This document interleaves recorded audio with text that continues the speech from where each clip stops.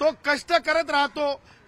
मग तो मसनजोगी भाऊ असेल, मग तो मंदिरवाला भाऊ असेल, मग तो वेगवेगळे जे जात समूह आहेत, जे जे कष्टाच्या आधारे मागास सुद्धा आहेत, सामाजिक मागास आहेत,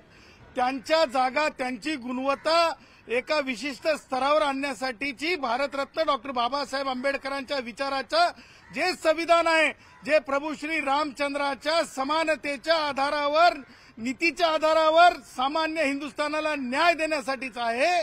त्याच्यासाठीची आमची पैरवी आहे, त्याच्यासाठीचं माझं आणि डॉक्टर जयश्री पाटलांचं रक्षणाची जिम्मेदारी आहे। म्हणून मला आज असं सांगायचं आहे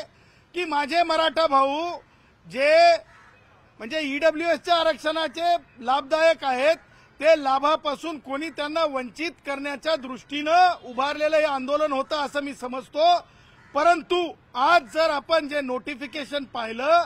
तर ते नोटिफिकेशन नोटीस आहे आणि म्हणून एकूण सगळ्या बाबींना सोबत घेऊन माननीय उच्च न्यायालयामध्ये लवकरात लवकर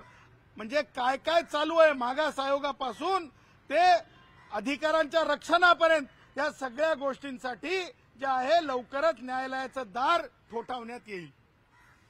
तुम्ही परत कोर्टात जाणार, पण कोणत्या मुद्द्यावर? तुम्ही आता जसं बोललाय की हा अध्यादेश नाही तर ही नोटीस आहे, तुम्हाला म्हणायचं काय की मराठ्यांच्या तोंडाला पाळा पुसली आहे? ईडब्ल्यूएस मधला त्यांचा समाज तर दूर झालाय। हे पहा, ज्यांनी हे उभं करण्याचा प्रयत्न केला,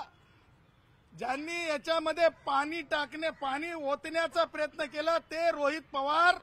जे आझाद मैदानात सगळ्यांनी डोळ्यांनी पाहिले, तो संजय राऊत आणि तो निखिल वागळे, त्यांनी स्वतःची जागा तपासावी। दुसऱ्यांना टुकार आणि माझ्यावर टीका करणाऱ्या चाटूंना मला बोलण्याचा अधिकार नाही आणि ह्या अशा चाटूंनी, संजय राऊत असतील किंवा तो निखिल वागळे असेल, अशा चाटू लोकांनी जे आहे हे असं भरीव घालून माझ्या सामान्य मराठा भावांना, माझ्या सामान्यातल्या सामान्य कष्ट करणाऱ्या मराठा भावांना त्यांची एनर्जी जी आहे, अशा प्रकारे मला असं वाटतंय की त्यांची एनर्जी फार महत्वाची आहे। कष्टकऱ्यांची ती एनर्जी आहे। ती एनर्जी पाहता आणि आत्ताची विद्यमान संविधानिक परिस्थिती पाहता मला असं वाटतंय की मराठा भावांनी जे पुस्तक आहे, ज्या पुस्तकाला आपण म्हणतो की कायदा आहे, त्या कायद्याचं वाचन करावं आणि त्या कायद्यातली कलमं पाहावीत, म्हणजे ज्यामुळे त्यांना स्पष्टपणे समजेल की ही काय परिस्थिती आहे आणि काय प्रकार आहे। त्यामुळे मला हे म्हणायचं आहे की जे आतापर्यंत बोललं गेलं सगळ्या सोयऱ्यांच्या संदर्भानं, या कायद्यामध्ये ऑलरेडी अंतर्भूत आहे आणि अंतर्भूत असल्यामुळं मला असं म्हणायचं आहे की ज्या गोष्टी अंतर्भूत आहेत त्या गोष्टींवर ज्या प्रकारे एनर्जी, ज्या प्रकारे आपण ज्याला म्हणतो की म्हणजे वेळेचा अपव्यय, ज्या प्रकारे मला म्हणायचं की मनुष्यबळाचं झालेलं नुकसान, ह्या सगळ्या गोष्टी फार महत्वाच्या आहेत आणि म्हणून मला असं वाटतंय की कोणी सुद्धा या गोष्टीला विजय उत्सव वगैरे वगैरे वगैरे वगैरे, माझं हे म्हणणं आहे की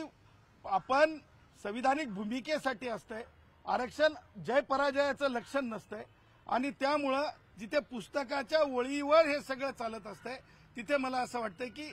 अशा प्रकारे दिशाभूल करणारी